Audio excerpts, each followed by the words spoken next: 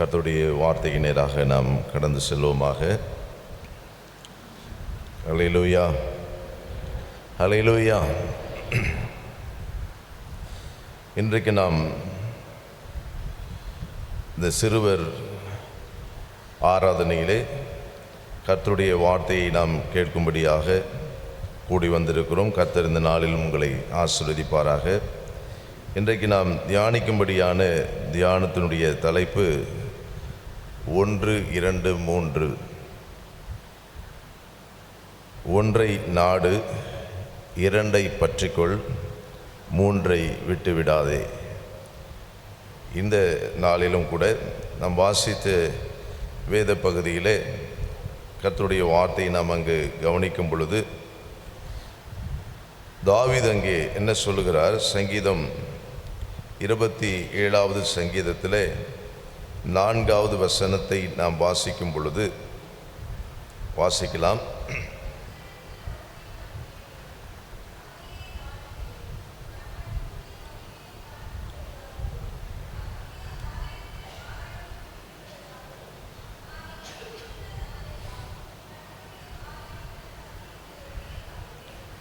ஆமென். ஹல்லேலூயா, ஹல்லேலூயா. கர்த்தருடைய ஆலயத்தில் தங்கியிருப்பதையே நாடுவேன். சொல்ல வேண்டுமானால் அவருடைய சமூகத்திலே, அவருடைய சமூகம், அவருடைய ஆலயம், அவருடைய ராஜ்யமாகிய பரலோகம். ஹல்லேலூயா. நாம் நாட வேண்டிய முதலாவது ஒரு காரியம், பிரதானமான காரியம், ஒன்றை நாடு.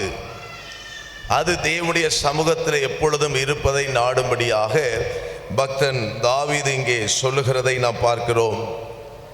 அவர் இன்னொரு வார்த்தையில சொல்லும் பொழுது கூட தேவனுடைய ஆலயத்தின் வாசற்படியிலே காத்திருப்பதையே நான் வாஞ்சிக்கிறேன் சொல்றார்.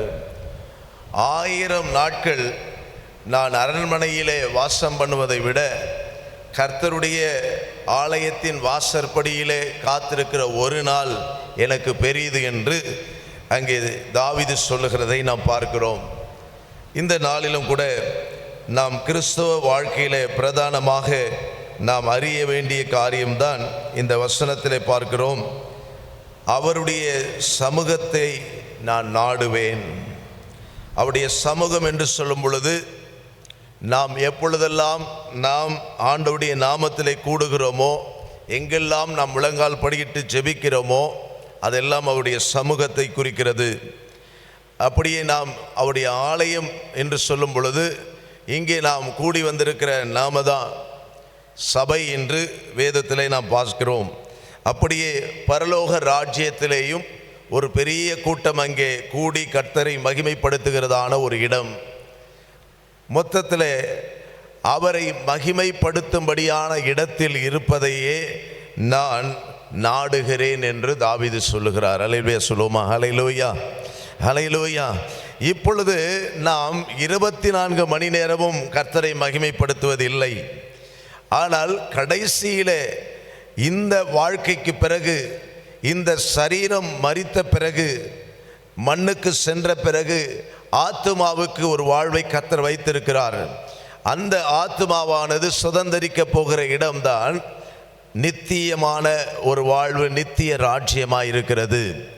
அங்கே எப்பொழுதும் 1000 அல்ல, கோடான கோடி தேவ தூதர் கூட்டங்கள் கர்த்தரை இரவும் பகலுமாக ஆராதித்து கொண்டிருக்கிறார்கள் என்று நாம் பார்க்கிறோம். ஹல்லேலூயா. அந்த கூட்டத்தோடு கூட்டமாக உங்களையும் என்னையும் கர்த்தர் ஒரு நாளில் எங்கள் அழைத்து போக இருக்கிறார். அதுதான் நாம் நேற்றை கூட சொன்ன யோவான் 14 சொல்லுகிறார், உங்களுக்காக ஒரு வீட்டை நான் ஆயத்தம் பண்ணி கொண்டிருக்கிறேன் என்று. ஹல்லேலூயா. அந்த பரலோக ராஜ்யத்துக்கு செல்வது தான் ஒவ்வொரு கிறிஸ்துவனுடைய வாழ்க்கையிலும் ஒரு இலக்காக இருக்கிறது. இங்கே அதை தான் தாவீது சொல்லுகிறார், நான் ஒன்றையே நான் நாடுவேன் என்று அவர் சொல்லுகிறதை நாம் பார்க்கிறோம்.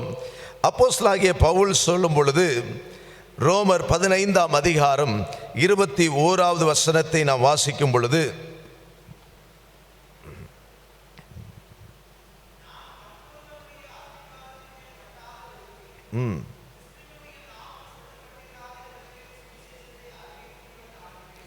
பவுல் என்ன சொல்றார் பாருங்க, சுவிசேஷத்தை அறிவிப்பதை நான் நாடுகிறேன். தாவீது சொல்வது மறுமைக்குரிய காரியம். இம்மையிலேயும் நம்ம வரணும், ஆலயத்துக்கு வரணும், இது போல கூட்டங்களுக்கு வரணும். ரொம்ப முக்கியம். ஆண்டவர் பிரசன்னமாகிற இடத்துல நாம் இருக்கணும். அப்படி பிரசன்னத்துக்குள்ளே நாம் காணப்பட வேண்டும். அதே நேரத்தில் இங்கே பவுல் என்ன சொல்றாரு, நான் எதை நாடுகிறேன், இந்த பூமியில் இருக்கும் பொழுது அறியப்படாத ஜனங்களுக்கு நற்செய்தியை அறிவிக்கும்படியாக நான் நாடுகிறேன். அல்லேலூயா. அப்படி என்றால் என்னுடைய விருப்பம் அதுவாக இருக்கிறது. இந்த லெந்து நாட்களில் உங்களுக்கு அறிவிப்பு நீங்கள் கேட்டிருக்கிறீங்க.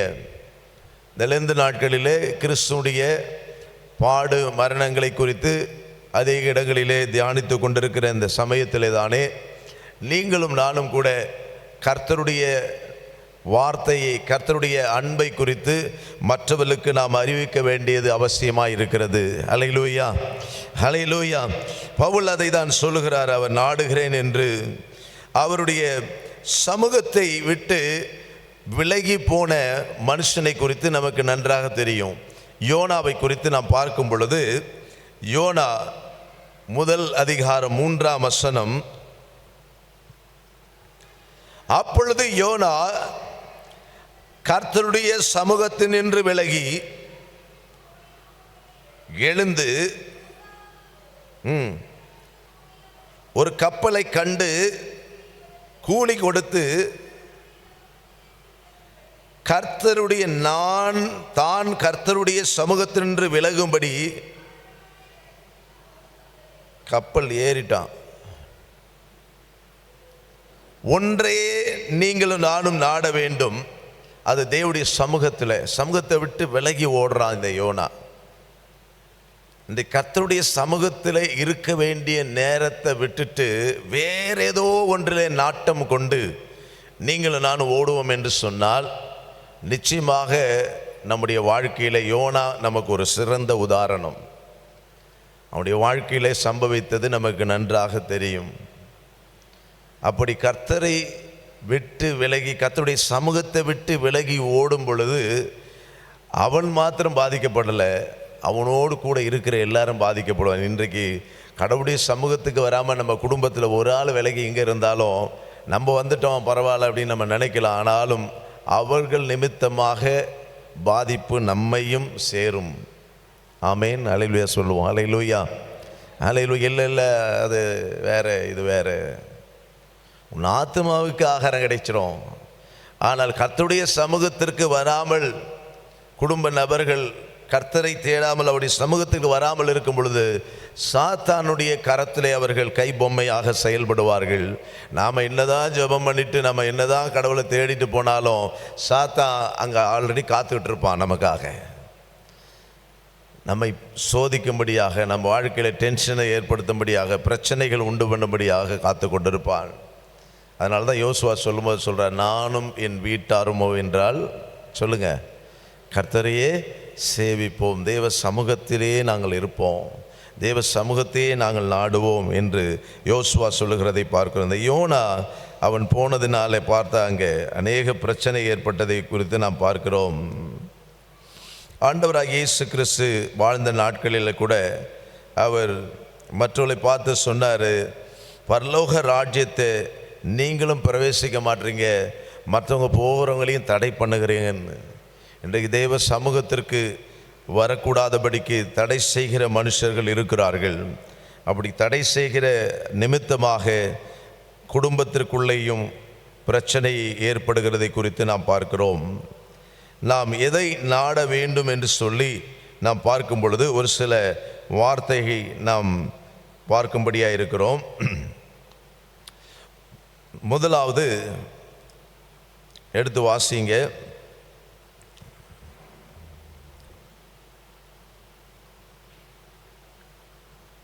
சங்கீத புஸ்தகத்தில் சங்கீதக்காரன் சொன்ன அதே சங்கீதத்தில் இன்னொரு வார்த்தையை கூட நாம் வாசிக்கும்படியாக இருக்கிறோம். 24வது சங்கீதம் 6வது வசனம் வாசிங்க. இதுவே அவரை தேடி விசாரித்து அவருடைய சமூகத்தை நாடுகிற யாக்கோபு என்னும் சந்ததி. அவருடைய சமூகத்தை நாடுகிற யாக்கோபின் சந்ததி. இன்றைக்கு நீங்களும் நானும் கர்த்தருடைய பிள்ளையாய் நாம் இருப்போம் என்று சொன்னால், இந்த யாக்கோபை குறித்து நாம் பார்க்கிறோம். அவன் தேவனுடைய சமூகத்தை நாடுகிற மனுஷனாக இருந்ததுனால தான் அவனை பற்றி இங்கே சொல்லப்பட்டிருக்கிறது.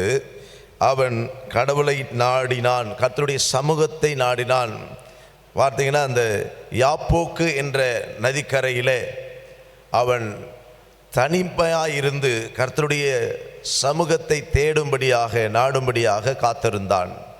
ஒரு இரவு முழுவதுமாக அவன் போராடினான் என்று சொல்லி நாம் பார்க்கிறோம். பிறகு ஆண்டவர் அவன் பெயரை மாற்றுறார் என்றும் நம்ம அறிந்திருக்கிறோம். இப்போ ஒரே ஒரு விஷயம், நாம் ஒன்றை நாட வேண்டும் என்று சொன்னால் முதல்ல நமக்கு என்ன தேவை அப்படின்னா, நாம் அதை குறித்து யோசிக்க வேண்டும் முதல்ல.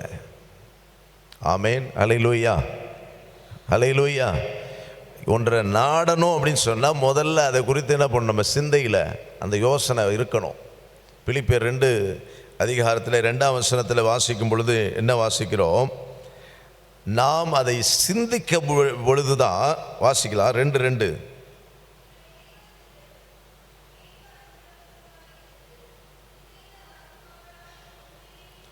ஒன்றையே சிந்திங்க,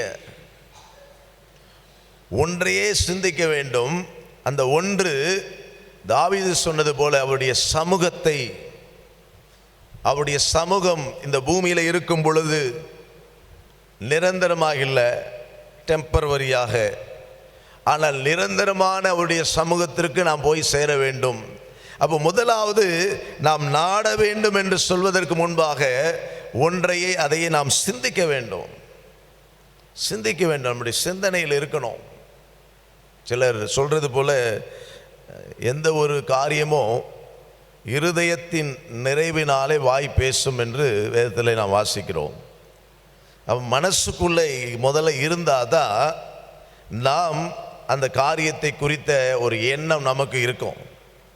சொல்லுவாங்க, சட்டியில் இருந்தால் தான் அகப்பையில் வரும். அல்லேலூயா. ஒன்றுமே இல்லைன்னா ஒன்றுமே இல்லை தான்.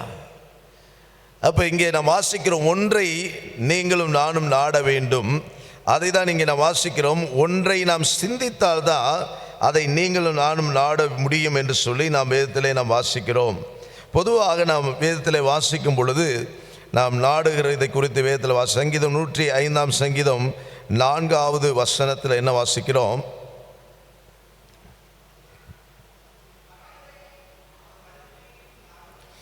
கர்த்தரையும் அவர் வல்லமையும் நாடுங்கள், அவருடைய சமூகத்தை நித்தமும் தேடுங்க. அல்லேலூயா, அல்லேலூயா. இருக்கீங்களா இல்லையா? அல்லேலூயா. கர்த்தரையும் அவருடைய வல்லமையையும் நித்தமும், பிறகு சொல்றார் அவருடைய சமூகத்தை நாடுங்கள், தேடுங்கள். இந்த காலையில் நாம் ஒவ்வொரு முறையும் நம்ம கேட்டிருக்கிற செய்தி, அவருடைய சமூகத்தை ஓய்வினால் அனுசரிக்கணும், ஆசரிக்கணும்னு நம்ம கேட்டிருக்கிறோம். ஆனால் இங்கே நான் வாசிக்கிற ஒன்றையே நான் கேட்டேன், அந்த ஒன்றையே நான் நாடுவேன் என்று தாவீது சொல்லுகிற இந்த வார்த்தை தான் இன்றைக்கு நாம் தியானித்து கொண்டிருக்கிறோம். ஒன்று என்று சொல்லும் பொழுது அது மிக முக்கியமான ஒரு காரியம். அதுதான் பரலோக ராஜ்யத்தை குறிக்கிறதா இருக்கிறது. 1 நாளாகம புஸ்தகம் 16ஆம் அதிகாரம் 11ஆம் வசனத்தில் நாம் வாசிக்கும் பொழுது அவர் சமூகத்தில் என்ன இருக்குது அப்படின்னு சொன்னால்,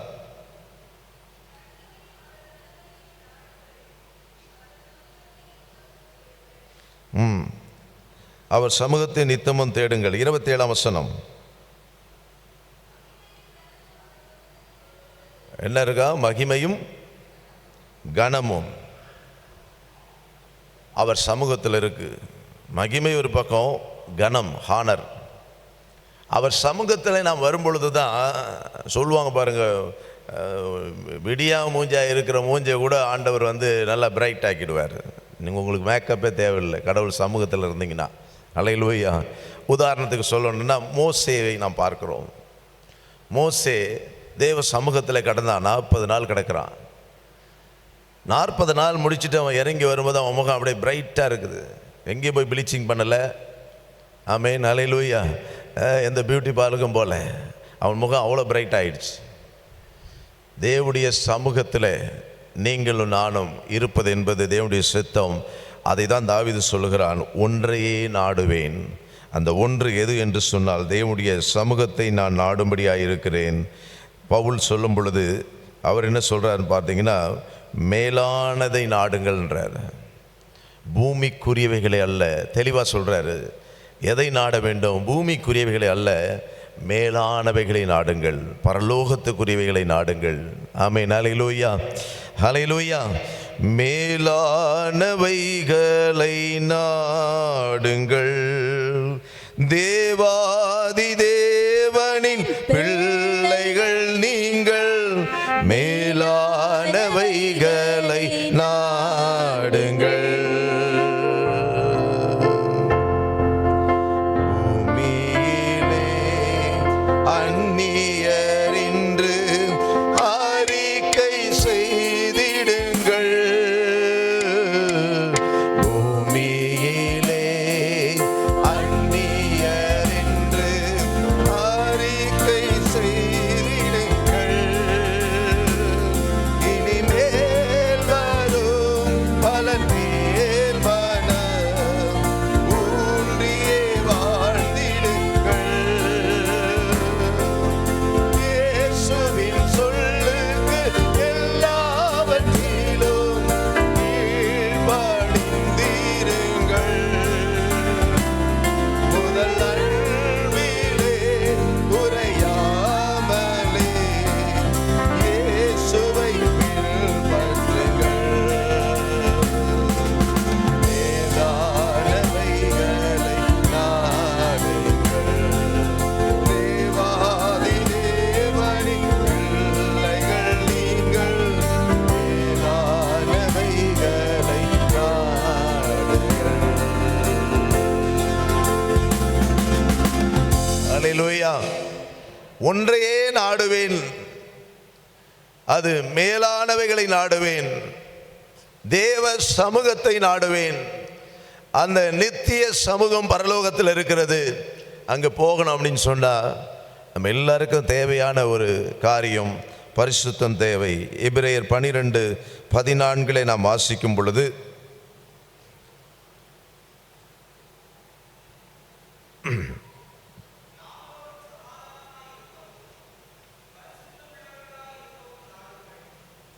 பரிசுத்தம் உள்ளவர்களாய் நாடுங்கள். பரலோகம் போகணுமா, அவருடைய சமூகத்தில் நாம் எப்பொழுது இருக்கணுமா, அதற்கு தேவைதான் பரிசுத்தம். பரிசுத்தத்தை நாட வேண்டும். இந்த பூமியில் பரிசுத்தத்தை நாடுங்க, பரலோகத்தில் அந்த நித்திய அவருடைய சமூகத்திலே நாம் போய் சேருவோம். ஹல்லேலூயா, ஹல்லேலூயா, ஹல்லேலூயா. கொலோசியர் 3:2 தான் மேலானவைகளை நாடுங்கள் என்று அப்போஸ்தலனாகிய பவுல் சொல்லுகிறதை நாம் பார்க்கிறோம். தாவீது சொல்லும் பொழுது சங்கீதம் 140வது சங்கீதம் 13வது வசனத்தில் சொல்லுகிறார்,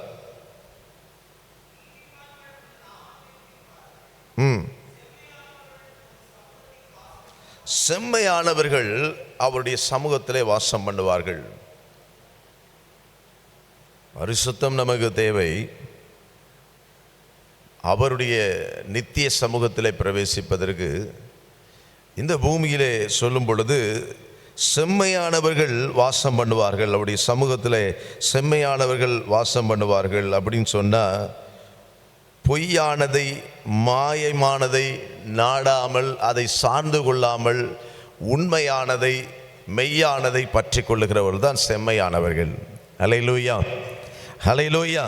சங்கீதம் 4:2 நாம் வாசிக்கும் பொழுது, நாம் மாயை தேடி போகிறோமா அல்லது உண்மையானது நாம் நாடி போகிறோமா என்று அந்த இடத்துல நாம் பார்க்கிறோம். சங்கீதம் 4:2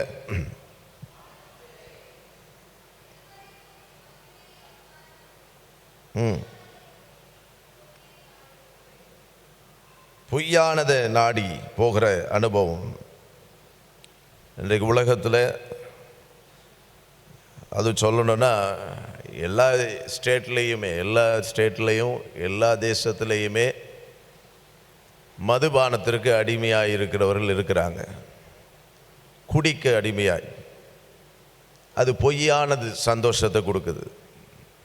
அல்லேலூயா. என்ன சத்தத்தை காணோம்? அல்லேலூயா. மதுபானம் என்ன பண்ணுது? பொய்யான சந்தோஷத்தை கொடுக்குது. நீதிமொழிகளில் நாம் வாசிக்கும் பொழுது 23ஆம் அதிகாரத்தில் 30வது வசனத்தை குறித்து நாம் பார்க்கும் பொழுது மாயை அப்படின்னு சொல்கிறார். மதுபானம் மாயை அப்படின்னா உண்மை இல்லை, டூப்ளிகேட். அது உண்மையானது அல்ல, அது போலியானது, அது நிரந்தரமானது அல்ல, நமக்கு அது நிரந்தரமான சந்தோஷத்தை தருவதல்ல. அதை நீ நாடாதே, அதை பார்க்காதே, அதை தீண்டாதே, அதை தொடாதே. இன்றைக்கு மக்கள் அநேகர் அழிந்து கொண்டிருக்கிறாங்க. அழிந்து கொண்டிருக்கிற மக்களுக்காக நீங்கள் நானும் ஜெபிக்க வேண்டுமே தவிர இப்படிப்பட்ட மாயையான பொய்யான காரியத்தை நாம் நாடி போகக்கூடாது.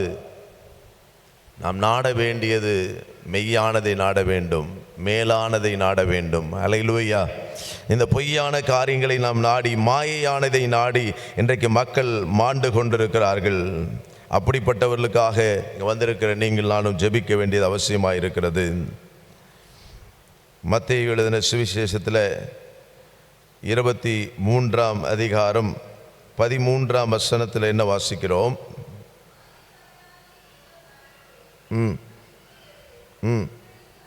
ஐயோ,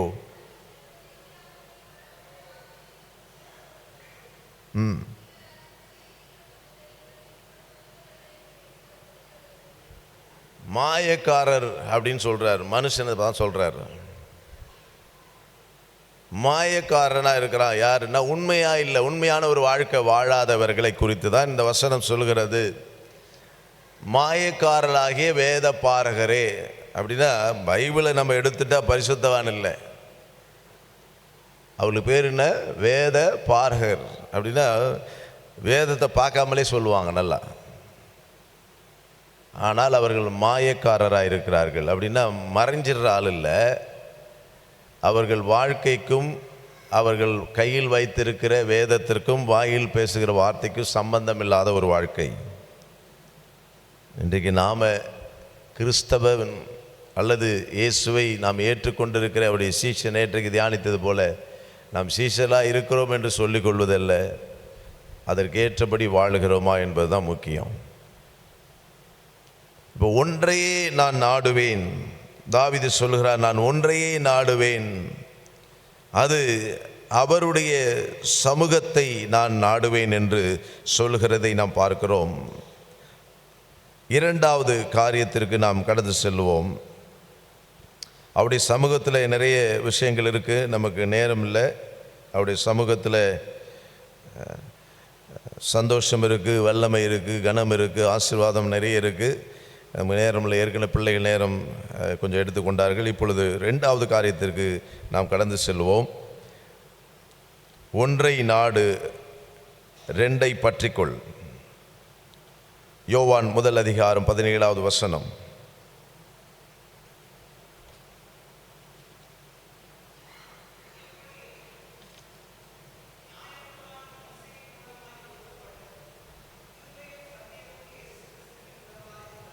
கிருபையும் சத்தியமும், இது ரெண்டையும் நீங்கள் நானும் பற்றி கொள்ள வேண்டும். மோசே, நான் ஏற்கனவே சொன்னது போல, யாத்ராகம புஸ்தகம் 34ஆம் அதிகாரம் 29வது வசனத்திலே பார்க்கும் பொழுது மோசே 2 கற்பலகைகளை கையில் வாங்கிட்டு இறங்கி வரார். இன்றைக்கு உங்களுக்கும் எனக்கும் இந்த புதிய ஏற்பாட்டு நாட்களில் கர்த்தர் கொடுத்திருக்கிறது கிருபையும் சத்தியத்தையும் கொடுத்திருக்கிறார். இது ரெண்டையும் நம்ம பற்றி கொள்ள வேண்டும், விட்டுடவே கூடாது. ஒன்றை நாடு, ரெண்டை பற்றிக்கொள். அதை விடக்கூடாது, அதை விடக்கூடாது. இன்றைக்கு வந்திருக்கிற பிள்ளைகள், சிறு பிள்ளைகள், பெரியவர்கள் யாராக இருந்தாலும் சரி, நாம் அதை விடக்கூடாது, விட்டு விலகக்கூடாது.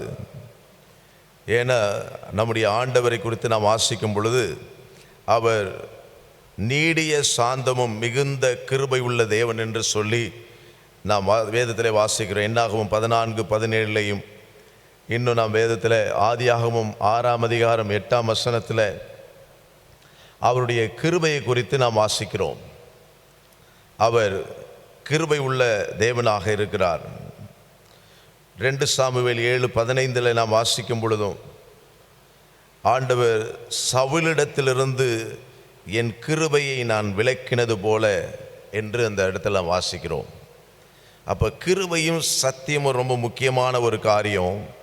அந்த முக்கியமான காரியத்தை தான் நீதிமொழிகள் 3:3 நாம் வாசிக்கும் பொழுது அதை எப்பொழுதும் நம்முடைய கழுத்தில் அணிந்து கொள்ள வேண்டும் என்று சொல்லி அந்த வசனம் சொல்லுங்க. வாசிக்கலாமா?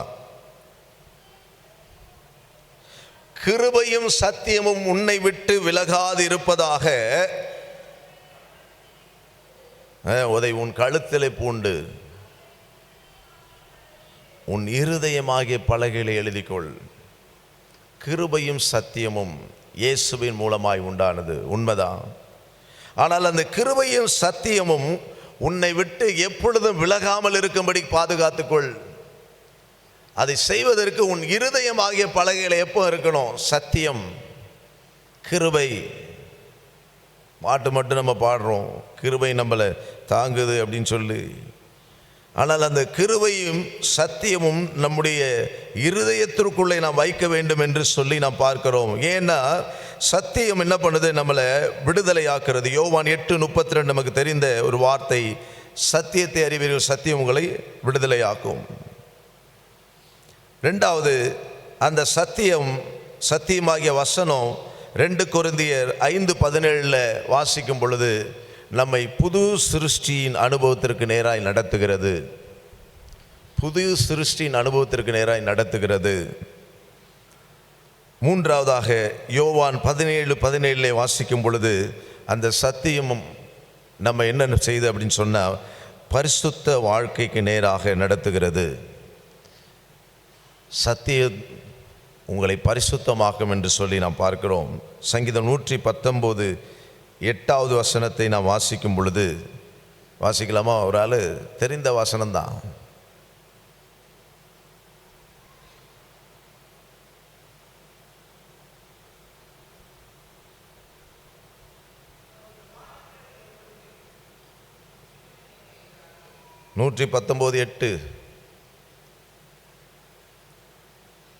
வாலிபன் சுத்தம் பண்ணுவான், பரிசுத்தத்துக்கு நேராய் நடத்துகிறது. யோவான் 17:17 சொல்லும் பொழுது உம்முடைய வசனமே சத்தியம், சத்தியம் அவர்களை பரிசுத்தமாக்குறது என்று சொல்லி நாம் பார்க்கிறோம். கர்த்தருடைய வார்த்தை சத்தியம், அது நம்மை பரிசுத்தத்துக்கு நேராய் நடத்துகிறது. சங்கீதம் 107:20 அந்த சத்தியம் நம்மை சுகமாக்குகிறது. அல்லேலூயா. அவருடைய வார்த்தையை அனுப்பி சுகமளிக்கிற தேவனாக இருக்கிறார். நம்ம இங்கே வாசிக்கிறோம். அடுத்தது, அந்த சத்திய வசனம் நம்மை புடமிடு செய்கிறதாகவும் இருக்கிறது. நம்மை புடமிட்டு நம்மை சுத்தமாக்குகிறதா இருக்கிறது. சும்மா சாதாரணமாக இல்லை. கிருபை சத்தியம் இரண்டும் நம்முடைய வாழ்க்கை, நம்முடைய கழுத்தை விட்டு பிரியக்கூடாது, நம்மை விட்டு விலகாது இருக்க வேண்டும் என்று வேதத்தில் வாசிக்கிறோம். அவருடைய கிருபையை குறித்து நாம் பார்ப்போம் என்று சொன்னால், அவருடைய கிருபை நம்மை ஒவ்வொரு நாளும் காக்கிறது. ஒவ்வொரு நாளும் புது கிருபையினாலே நம்மை நடத்துகிற தேவனாக இருக்கிறார். நாம் புலம்பல் 3ஆம் அதிகாரம் 22வது வசனம், நமக்கு தெரிந்த வசனத்தை நாம் வாசிக்கலாம்.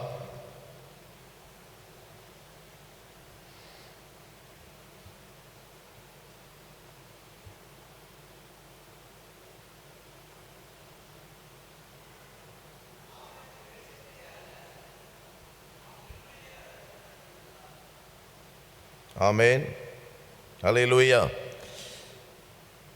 3ஆம் அதிகாரம் 22வது வசனம், புலம்பல்.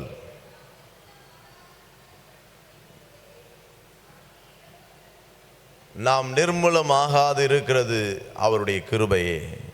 ஆமென், அல்லேலூயா, அல்லேலூயா. பாதையில் கஷ்டம் அணுகிடும் போது பங்கம் வரால் நான் உன்னை தாங்குவேன். பாதையில் கஷ்டம் அணுகிடும் போது பங்கம் வரால் நான் உன்னை தாங்குவேன். பலமிந்தேன் கரத்தால் தூக்கினேன் உன்னை நான். பலமிந்தேன் கரத்தால் தூக்கினேன் உன்னை நான். எந்த அன்பினால் உன்னை நிறுத்த, எந்த அன்பினால் உன்னை நிறுத்த கிருபையே உன்னை இந்நாள் வரையும் காத்தது என் கிருபையே, கிருபையே. சோதனையாலே சோர்ந்திடும் போது சொந்தமென நான் உன்னை சந்தித்தேன். சோதனையாலே சோர்ந்திடும் போது சொந்தமென நான் உன்னை சந்தித்தேன். ஜோதியை உன் முன்னில் ஜொலித்திட செய்திட்டேன். ஜோதியை உன் முன்னில் ஜொலித்திட செய்திட்டேன். ஜெய கீதங்கள் பாட வைத்திட்டேன். ஜெய கீதங்கள் பாட வைத்திட்டேன். கிருபையே உன்னை இந்நாள் வரையும் காத்தது என் கிருபையே, கிருபையே.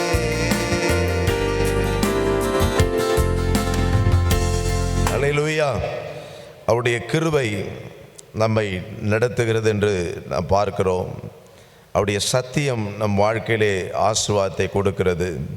இந்த ரெண்டும் நம்முடைய இருதயத்தில் வைக்கணும், நம்முடைய கழுத்தில் நாம் அணிந்து கொள்ள வேண்டும் என்று சொல்லி இருதயமாகி பலகைகளை எழுதி வைக்கணும், கழுத்தில் நாம் அணிந்து கொள்ள வேண்டும் என்று சொல்லி வசனம் சொல்கிறது. அப்படின்னா இந்த கழுத்துக்கு மேலே தலை இருக்குது.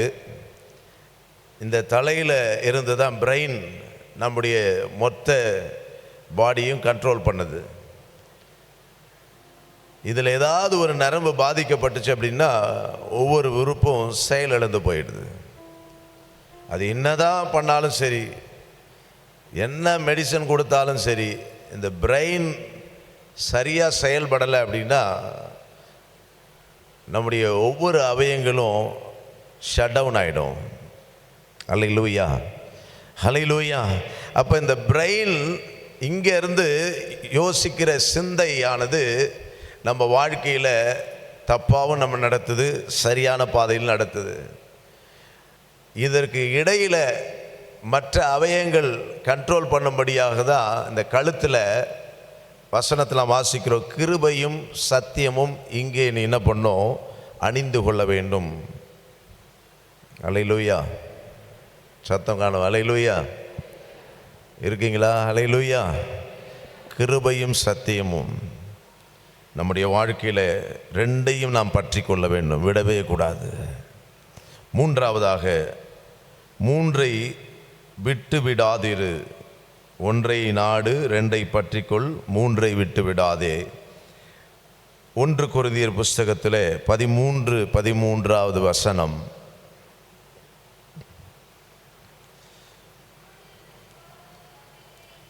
இப்பொழுது விசுவாசம், நம்பிக்கை, அன்பு, இந்த மூன்றும் நிலைத்திருக்கிறது.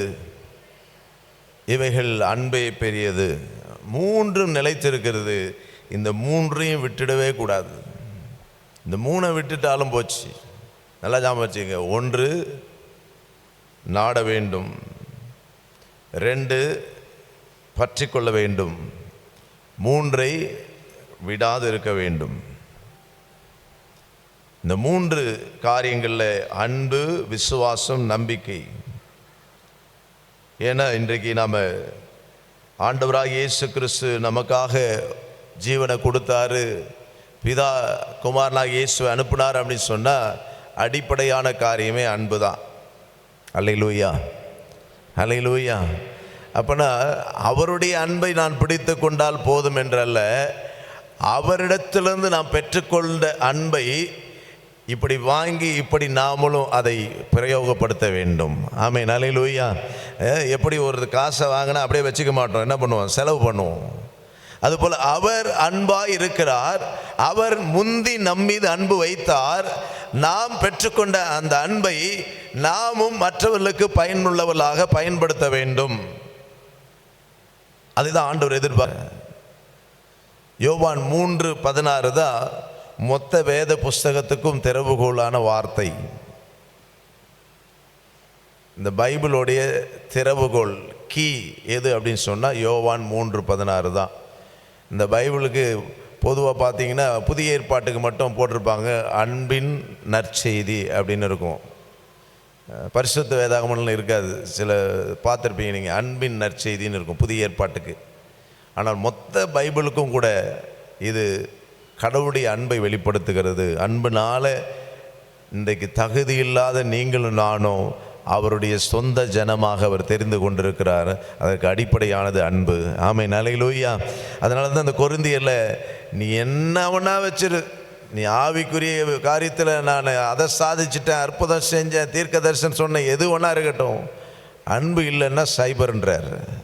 ஆமென், அல்லேலூயா. அப்போ அந்த அன்பு மூன்றை விட்டு விடாதே என்று சொல்லும்போது அன்பை குறித்து அங்கே முக்கியப்படுத்துகிறதை நாம் பார்க்கிறோம். அந்த அன்பு அவரிடத்திலிருந்து நாம் வாங்கி கொண்டிருக்கிறோம். அதனால் நாம் உயிரோடு இருக்கிறோம். இன்றைக்கு இந்த இடத்துல வந்து அமர்ந்திருக்கிறோம். நாம் பெற்றுக்கொண்ட இந்த அன்பை மற்றவர்களுக்கும் நாம் அதை காட்ட வேண்டும். கிறிஸ்துவின் அன்பை மற்றவர்களுக்கும் நாம் காட்டும்படியாக தான் கர்த்தர் நம்மை தெரிந்து கொண்டிருக்கிறார். அல்லேலூயா, அல்லேலூயா. அப்போ அந்த அன்பை நாம் பெற்றுக்கொண்டவர்கள் அந்த அன்பை மற்றவர்களுக்கு நாம் பிரதிபலிக்க வேண்டும். நாம் வாசிக்கும் பொழுது அதே 1 யோவானில் நாம் வாசிக்கிறோம். 3ஆம் அதிகாரம் 16ஆம் வசனத்தில் என்ன வாசிக்கிறோம்?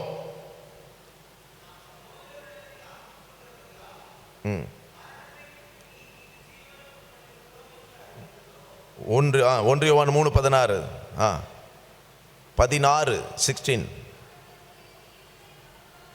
சரியா கேட்கலையா என்ன? ஒரு எல்லா வசனமுமே வாசிங்க. அவர் முந்தி நம்ம மேல அவர் என்ன பண்ணார்? அன்பு கூர்ந்திருக்கிறார். நமக்காக அவர் ஜீவனை கொடுத்திருக்கிறதுனால நீங்களும் நானும் மற்றவர்களுக்கு ஜீவனை கொடுக்க, சகோதரனுக்கு கொடுக்க கடனாளியாக இருக்கிறோன்னு பைபிள் சொல்லுது. யோவான் 3:16 பிதாவுடைய அன்பு வெளிப்படுத்தப்படுகிறது. இங்கே சொல்றாரு நீங்களும் நானும் வெளிப்படுத்தணும் அன்பை. அல்லேலூயா, அல்லேலூயா. 4ஆம் அதிகாரம் 7ஆம் வசனம் என்ன வாசிக்கிறோம்? 1 யோவான் 4:7.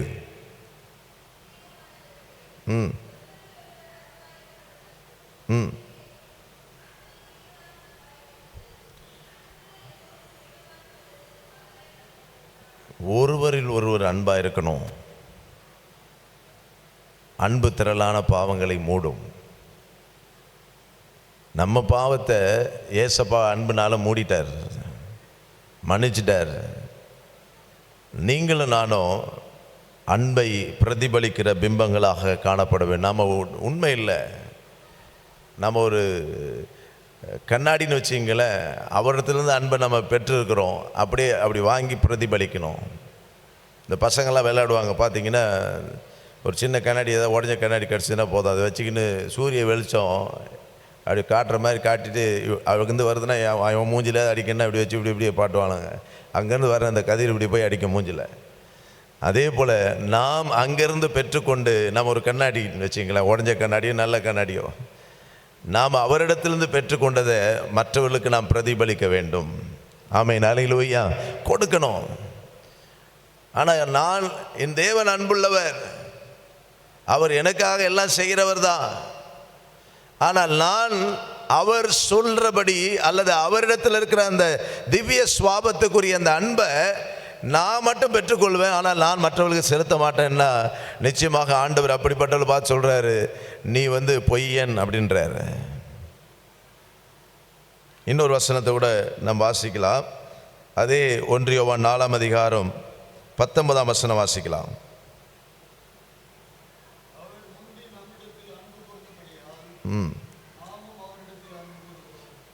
அவர் முதல்ல அன்பு வச்சதுனால நாம் அவர் மேலே அன்பு வைக்கிறோமா? ஓகே, ரைட், பதிலுக்கு பதில் செய்கிறோம். 18ஆம் வசனத்தில் என்ன வாசிக்கிறோம்?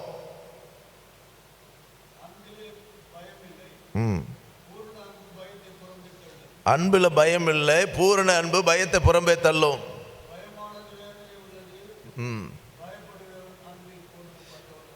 பயமானது வேதனை உள்ளது, பயப்படுகிறவன் அன்பில் பூரணப்பட்டவன் அல்ல. அப்போ அன்பு நம்ம வாழ்க்கையில் இருக்கணும், அது பூரணப்படணும் அப்படின்னு சொன்னால் பயம் நம்ம வாழ்க்கையில் இருக்கக்கூடாது. அல்லேலூயா, அல்லேலூயா. ஹிந்தியில் பிரேம் அப்படின்றாங்க அன்புக்கு, தெலுங்கில் பிரேமா, நேபாளியில் மாயா, மாயா இல்லை மயா, நம்ம தமிழில் அன்புன்னு சொல்கிறோம். அப்போ அந்த அன்பு குறித்து நாம் பார்க்கிறோம். பூரண அன்பு பயத்தை புறம்பே தள்ளும். அப்போ அன்பை நாம் பெற்றுக்கொண்டிருக்கிறோம், அந்த அன்பை மற்றவர்களுக்கு பிரதிபலிக்க வேண்டும் என்பதும் கர்த்தருடைய சித்தமாக இருக்கிறது. அப்போ 3ஐ விட்டு விடாதிரல, அன்பை நாம் விட்டுவிடக்கூடாது. முக்கியமாக 2வது விசுவாசம். எபிரேயர் 11ஆம் அதிகாரம் 6ஆம் வசனம் வாசிக்கலாம்.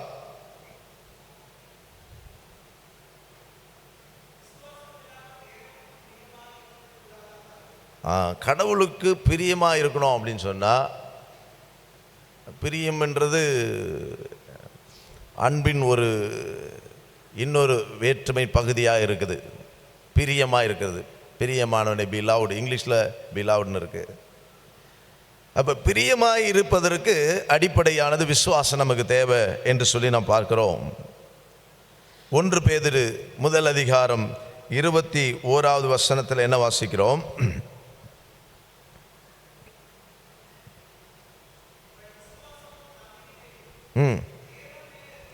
உங்கள் விசுவாசமும் நம்பிக்கையும் தேவன் மேல் இருக்கும்படி கொடுத்தார்.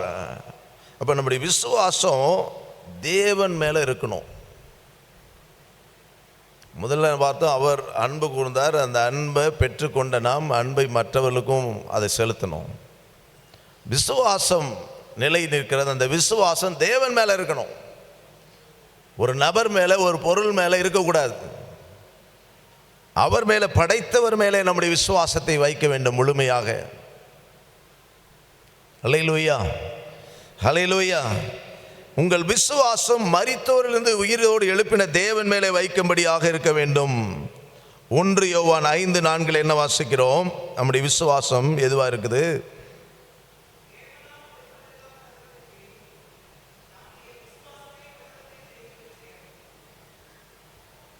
மறுபடியும் வாசிங்க.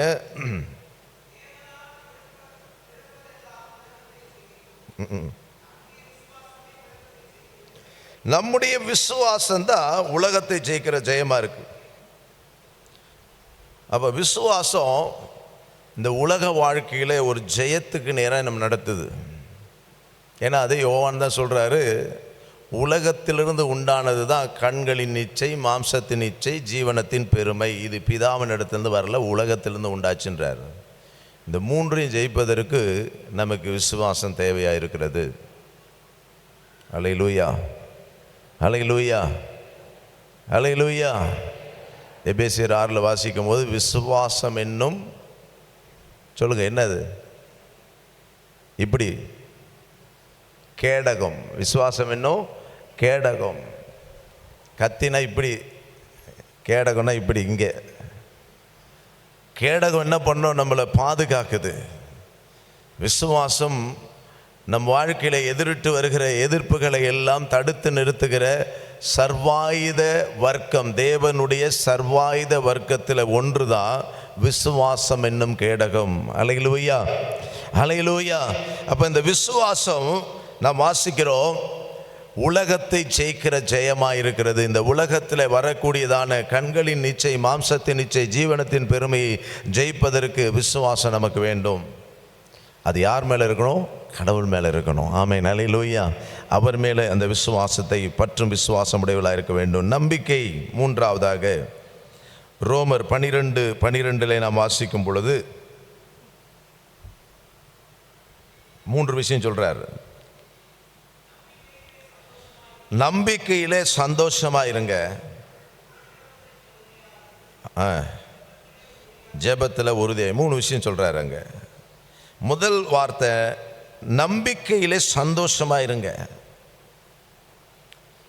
1 கொரிந்தியர் 15:19 வாசிக்கும் பொழுது, இம்மைக்காக ஆண்டவர் மேல நம்பிக்கை வைக்காதீங்க.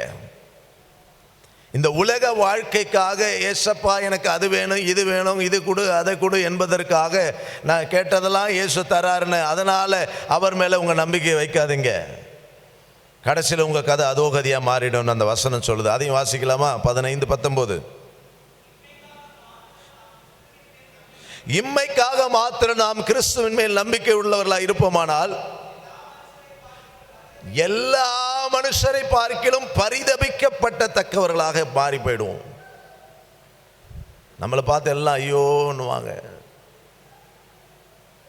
பைபிளை தூக்கின்னு போனாங்க, நல்லா ஜெபம் பண்ணாங்க, வீடை கட்டினாங்க, அதை வாங்கினாங்க, இதை செஞ்சாங்க, எல்லாம் செஞ்சாங்க. ஆனால் அவர்களுடைய நம்பிக்கை இம்மைக்குரிய காரியமாக இருந்ததே தவிர மறுமைக்குரிய காரியத்தை குறித்த நம்பிக்கையே இல்லை. ஆமென், அல்லேலூயா. பரலோக ராஜ்யத்துக்குரிய நம்பிக்கை இல்லை, நாம் போய் சேருவோம் என்ற நம்பிக்கை இல்லை. அவர்கள் நம்பிக்கையெல்லாம் இம்மைக்குரியதாகவே இருந்தது என்று நாம் பார்க்கிறோம். எபிரேயர் 3:6 நாம் வாசிக்கும் பொழுது,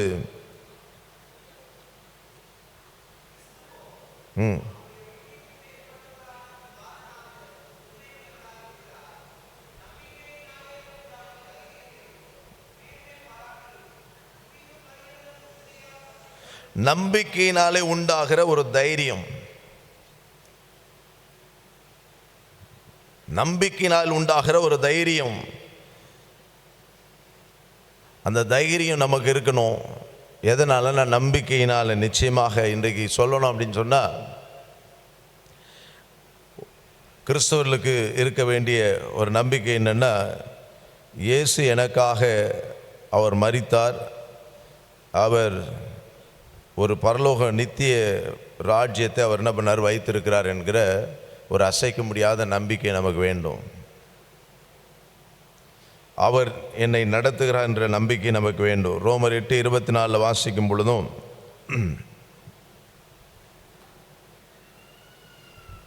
நம்ம முடிச்சிருவோம். ரோமர் 8:24. ஒரு நபர் எபிரேயர் 7:19 எடுத்துக்கொள்ளலாம்.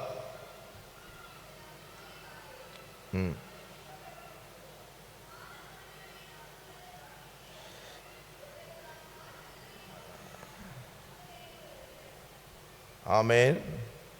நல்லா கவனிங்க. அந்த நம்பிக்கையினாலே நாம் ரட்சிக்கப்படுகிறோம். காணப்படுவதை நம்புவது நம்பிக்கை இல்லை. பார்க்கறத பற்றி நான் நம்புறது, இப்போ அங்கே 10 சேர் இருக்குது, பார்த்தியா, நம்புறியா அப்படின்னு கேட்டால், ஆமாம் இருக்குது, 10 சேர் இருக்குது, அதில் என்ன நம்பிக்கை இருக்குது? அதுதான் தெரியுது. இங்கே ஒரு 2 மைக் இருக்குது, நம்புறியா அப்படின்னு கேட்டால் அதான் தெரியுது கண்ணுக்கு. அல்லேலூயா. அதை நம்ப வேண்டியது என்ன? அதை தான் அவர் சொல்றாரு, காண்கிறதை நான் நம்ப வேண்டியது என்ன? ஒன்று இருக்குன்னு சொல்லும்போது அதை நான் நம்ப வேண்டிய அவசியமே இல்லை. காணாதவைகளை, அந்த வசனம் திரும்ப வாசிங்க. அந்த நம்பிக்கையினாலே நாம் ரட்சிக்கப்பட்டிருக்கிறோம்.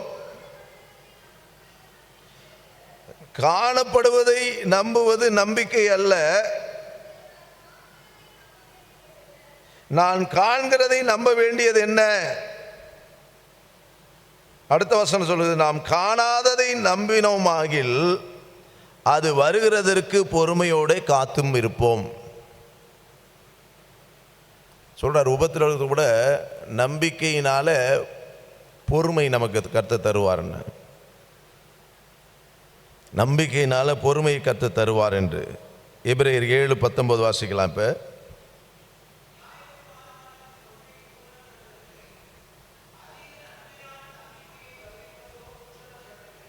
ஆமேன். அந்த நம்பிக்கையினால தான் நம்ம தேவனிடத்தில் சேருகிறோம். நம்பிக்கையினால தான் நாம் தேவனுடைய சமூகத்தில் வருகிறோம்.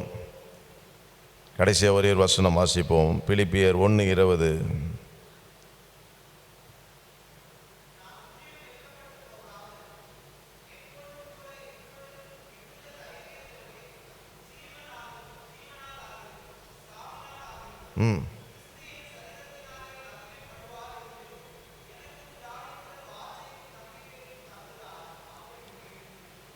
என் மூலமாக கடவுள் மகிமைப்படணும், அந்த நம்பிக்கை எனக்கு இருக்குன்னு பவுல் சொல்கிறாரு.